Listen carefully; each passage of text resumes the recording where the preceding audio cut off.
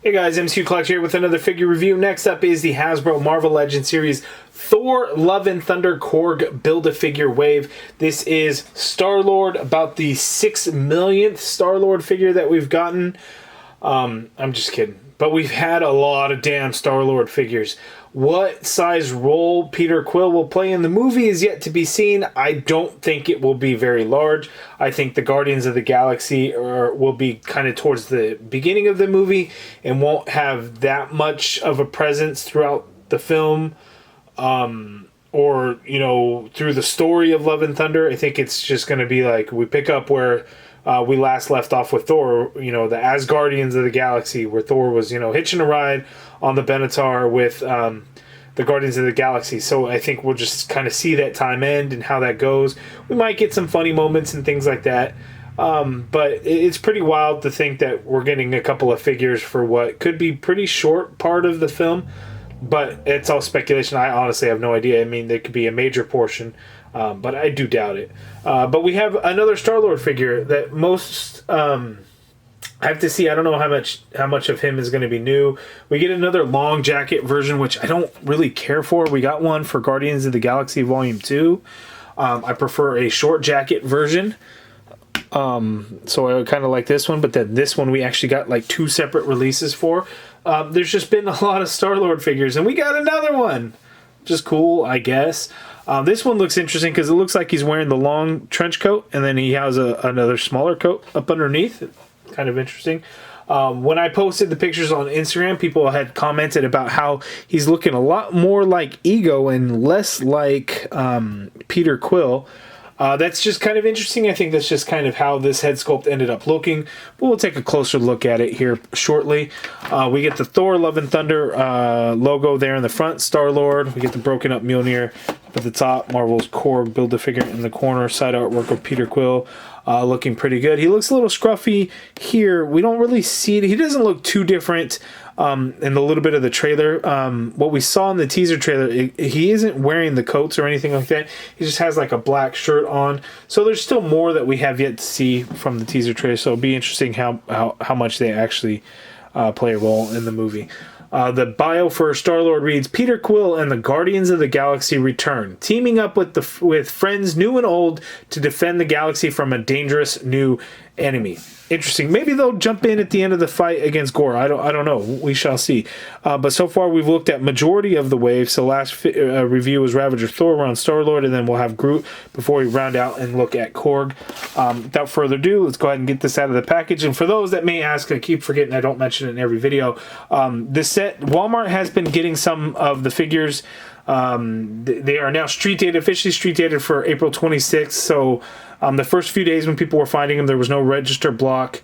There is now, so if you see it at Walmart, you may or may not be able to buy it. Just kind of depends. But that's how I was able to get mine. They officially go up for order on April 26th. Some sites may have them in stock. I would expect a lot of sites to be pre-order though. So now let's get to Star-Lord. Okay, so here is the Star-Lord figure out of the package, and we got some reuse here. I know that the legs and boots and feet are reused from the previous Star-Lord figures that we've gotten before. The jacket is different. Wait, is it different? Yeah, the jacket is different. The arms are pinless, so the arms are going to be new. And we get a new head sculpt, which I see what they've done here, but it doesn't look very good, I would say. As far as accessories, we have here the right arm. Is this the right arm? Yes, the right arm. I'm like, wait, what? The right arm to the Korg Build-A-Figure. That looks pretty good. We're going to stick that off to the pile there. And we have the Star-Lord figure. So he has his 2 blasters. These are the same that we've seen before. You know what? Actually, I'm going to double check that and see if they are the same. But we have those. So let's get in for a closer look at those blasters. Then we'll get in for a closer look at Star-Lord, Peter Quill. To look at that head sculpt and see what you guys are going to think of it, because I don't think it's very good, but I see a little bit of Chris Pratt in there. Okay, so actually we'll take a look at the blasters effect, the blasters that he comes with. These are the exact same as the ones that we had previously gotten. The amount of paint kind of has varied between the different releases. We get a little bit of gold in there. It's not done real well. It's kind of sloppy looking. For whatever reason, it just gets really sloppy on that bottom section there. Well, actually, you know what? What I thought was like sloppiness in paint. So if you look, there's that green line there, and I thought maybe that was just because missing paint or something. I'm not so sure if it is. Maybe both sides. I don't know if it's supposed to be kind of an energy effect. Whoop. An energy effect in there, or how that's supposed to look, but regardless, it doesn't look all that great, to be honest with you. But we get two of them because he does have two. And that's it. But we'll get a closer look at the Star-Lord figure. So there we go. So yes, he is looking more like Kurt Russell, and if you look straight on, looking a little bit more like Ego with the kind of the poofed out bald hair. Yeah, but when you start to turn it, there is like super Chris Pratt looking, right? Let me know if in the comments below if you guys agree with me there. You start to turn it to the side, you can still see it quite a bit. The way they have this hair, he's got a lot more hair going on, but the shape of it is really funky. So look at how his chin and then the hair, the neck is very like narrow. It's weird. You see how it sits on there? And then if you move it forward to make it look a little normal, then it looks kind of funky on the front of the neck, because like it's noticeable. It's just kind of weird. The chin is too narrow, I think. Had the chin been a little bit wider, I think it would have kind of looked a little bit better. But, you know, that's just me. I mean, you know, Chris Pratt is there. I see it there, but it's just the straight-on look where it just kind of looks a little funky. And he got a big-ass forehead on this figure. But looking at the other ones that we had gotten before, this one was not the greatest Chris Pratt likeness as well. But this one was pretty damn good. I can't remember if this was the Ego 2-pack version or if this was the this was the, I think the long coat was the Mantis Build-A-Figure Wave. This one may have been the was it Titus? I think it was the Titus Build-A-Figure Wave. But this one I think was really good. It really looks like Chris Pratt. But this new one, I don't know. They kind of changed up the hair color a little bit. I don't know. I think it's a pretty good head sculpt. It's just when you look at like the likeness to Chris Pratt, it's, you know, just kind of not the greatest. We get this band strap here that goes crossbody around. You get some silver paint in there. You get some sculpt work in there, but no additional paint on the back. Looking at the coat, we get some armor pieces like here on the forearms. As you can see there, we get a little bit of like this brownish leather type material, and you can see how they painted it there as well with some gold trim. Here on the right shoulder we have this armor piece. This is actually like a separate piece over the arm and then moves with the shoulder, so it's kind of funky how they did that. It's not part of the sculpt, and so you have the bicep swivel in there, and you can see you can move the bicep swivel without this armor piece actually having to move. Nice brown color with some silver, and then a gold color there on the shoulder. On the other side, we don't get anything like an overlay or anything, but this shoulder armor piece is part of the sculpt itself, and you get a gold color paint, and there's some of the red that's coming through. I don't know if that's supposed to be kind of a rust or just a weathered look to the armor, but it does look pretty good. Here on this forearm, we get some armor pieces there as well. Looking at the jacket, we get this blue line that comes all the way down there. Lots of sculpted details in the coat itself. Looking at the back, a whole lot of sculpted detail in the coat. There's just no painted details whatsoever. Up at the top, the shoulder part, this section does get a little bit of a different color paint on there, and it kind of has a leathery texture to it. That looks pretty good. But here's the weird thing, like the shirt, it looked like he was wearing a jacket underneath, and I think that's the kind of the look that it's going for, but it's not like a full thing. It looks kind of funky. It almost looks like overalls. So what I'm going to do is I'm going to take this off. This shouldn't be too hard to take off. I'm going to have to pop this head off. So you can pull that. The neck is on a disc hinge, so no dumbbell joint here. And what I want to do is I'm going to try and take this coat off easily here for you guys. It's pretty thin and pliable, so I think we can get it off with relative ease. And what I want to do is show you guys what the hell he's wearing, because it's kind of funky and really throwing me off. Okay, so we can get the jacket off, but look at this thing. Because I think, you know, the jacket's really not meant to come off, so look how high that neck sits on that, how high the head sits on the neck. But this is what he was wearing up underneath, and I totally thought it was like a jacket piece. But nah, it's like this weird thing that comes around in the back. That's where it comes together. It's glued. It's not buckled, so it's not like I can pull it off. I don't really want to. But nice sculpted detail in the front, but then you just look at it, it's like, well, what the hell was this? It's almost like a tank top, halter top kind of thing. Looks a little weird, but I guess it's, you know, cheaper and allows the movability and doesn't like stick out too much when you take the coat off. It's just weird, man. Really weird. But anyway, looking at the rest of the figure, the legs, these are the same exact legs that we had gotten previously. So you see we got a silver buckle in there though. And then brown pants, a little bit lighter in color. And then here on his boots in the front there for the shin guard, we actually get a brown leather color, some silver paint for the buckles where we didn't even get paint before. And that's it. But he does have pins because, again, these are reused. And then he does have those notches there on the hip pieces to where you can actually store his weapon. How did they do this before? I think it was like that. So they just kind of push in together onto his hip. Boom. So stored. So once he has the coat on, then, you know, it looks a little bit better. But I had to take that off so we could see what it looked like. And it's weird, man. It's weird.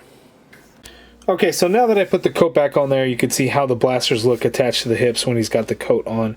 And it flares out a little bit, but it's not too bad. But we have it on there. And there we go. So that's actually a pretty good look. I didn't mention this earlier, but under this little like halter top piece, it is the same torso as the previous Star-Lord figure. So essentially, we have very similar figures, right? Torso and the legs and everything are the same. The only thing new is going to be the head sculpt and the arms, and of course the jacket. But essentially the same figure. But yeah, there he is. Now let's see how he moves. So, because it is on a disc hinge, older style, he can look down this much.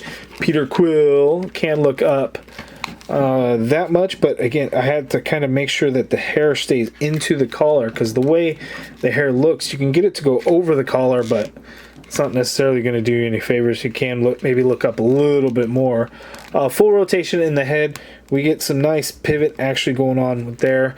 The shoulders, you can get them to go out and up a little bit. This one's going to be a little bit different because he's got that armor piece, so just kind of be aware of that. It does kind of fold into the torso piece a little bit. You can get the arm straight out. Full rotation, upper bicep swivel on this guy. Double jointed elbow, and they are pinless.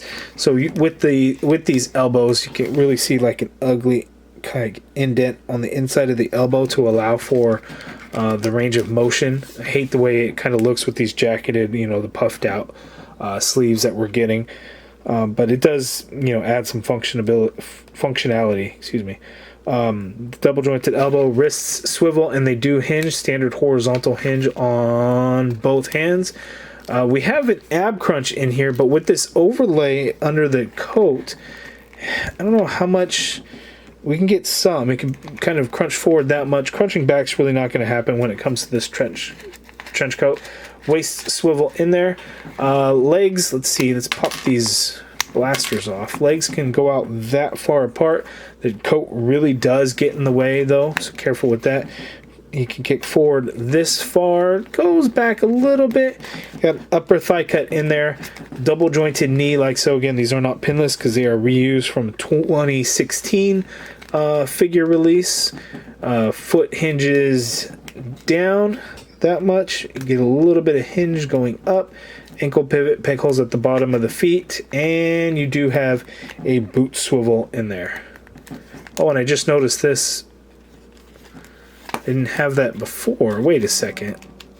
So I have a random brown spot on the back of his boot right there. That's weird. So that is not part of the design because the other boot doesn't have it. So random brown circle right there. That's weird. Very, very strange.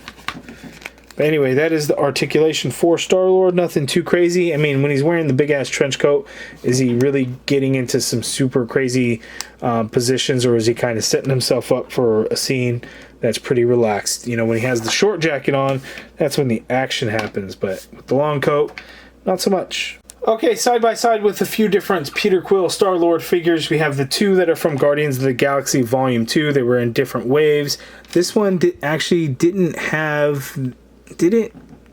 This one didn't really have the print technology, whereas this one did. So this one had to have been the 2-pack with Ego version. The same figure was essentially released in the earlier wave. I think Gamora was like the first figure to use the digital print, which was from the movie, but not all figures were getting the digital print at the time. The new head sculpt, I think, is good. It's great, but when we look at the likeness to Chris Pratt, it's not fully there. You know, just certain angles, and you can really see it. Like there, I would say that looks pretty good, but, you know, this one definitely did it better. This one was not better, so at least this one's better than this one. But yeah, there are our Star-Lord figures, but let's see how Star-Lord looks to the other characters from the movie. Okay, so here now we have Ravager Thor with Guardians of the Galaxy Peter Quill. I guess this would be kind of a Ravager also. Don't really know what the storyline beats are going to be in terms of why he is called a Ravager Thor, other than, you know, he's got the color jacket to kind of matches the Ravagers.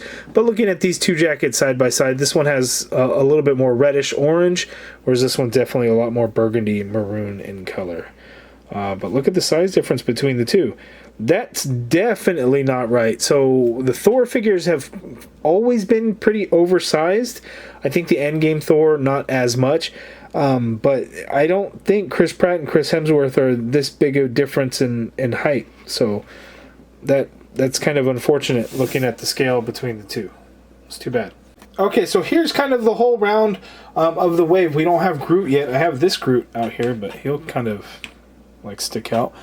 That's not the same Groot from the wave, but here we have Quill next to Gore the God Butcher, and they're about the same height. If anything, Gore might actually be a little bit taller, which is crazy because Gore like is tiny compared to the Thor figures in the wave. But you know, we'll see how it all plays out in the movie, if they're even going to be on screen at the same time. And I have a feeling that they probably won't. Okay, so having them side by side, it doesn't look like Ego at all, right? I really don't see it now. I mean, I kind of saw it before, having them side by side and looking at this Ego figure. I really don't see it now. And of course, the thing missing from this Star-Lord figure that I didn't even think about is the helmeted masked head. He does not come with it. Will he actually throw that mask helmet on in Thor Love and Thunder? I don't know, but let's pop the head on there. It should fit, seeing as how it's the same torso piece and everything. So we can kind of see how it looks with this coat. And yep, I dig it. I really like that. That is a great look right there. And of course, if I wouldn't have done this head swap, somebody would have said, "Why didn't you do that head swap or put the heads on all these different bodies?" I can't do every head swap, and it's kind of crazy to have to go through all these different figures to pull them out of the display and then pop heads off and risk, you know, always pulling those neck hinges. But here I thought I'd do this one, and this one could work out good because I think it actually does look a little bit better than here. But I mean, I see it. It's just. Yeah, it just really depends on the angle, but it could work out. Okay, so final look here at the figure. I think it's good. It's definitely a cheaper release for the wave. You know, we get the all-new unique sculpt for Thor, Mighty Thor, Ravager Thor, King Valkyrie, and Gore. So 5 of the 7 figures all have unique sculpting and everything to them. Star-Lord and Groot. they're the reuse repaints, you know, at least with Star-Lord we get a new head sculpt and new arms and a new jacket and stuff. I don't think Groot was going to be changed other than they added some limb pieces. But this is definitely a good release. If you missed out on the previous Star-Lord figures, or if you're newer to collecting, this is going to work out well for you. But I will say, when Guardians of the Galaxy Volume 3 releases, you know that we are going to get at least one Peter Quill Star-Lord figure to go along with it. And I'm sure at that point it's going to be all unique sculpt. But this could be a good holdover for now, or, you know, maybe Star-Lord's really awesome in Thor Love and Thunder, and it's like, okay, I gotta have a figure of him. You know, hopefully that's going to be the case, but you guys let me know down in the comments below your thoughts. You picking it up? Are you going to pass on it? What do you think of this head sculpt? Does it look like Ego more, or do you see the Chris Pratt, Peter Quill Star-Lord in there? I see it, but I will say, you know, it gets funky. Something about it, the shape of the chin, the big-ass forehead, I think that's what we're looking at. But if you look at some angles like that, I think that is really good. That's solid Chris Pratt right there. But anyway, you guys let me know all your thoughts in the comments below. If you guys liked the video, please do me a favor and hit that thumbs up button. Subscribe if you haven't already done so. And as always, thank you for watching.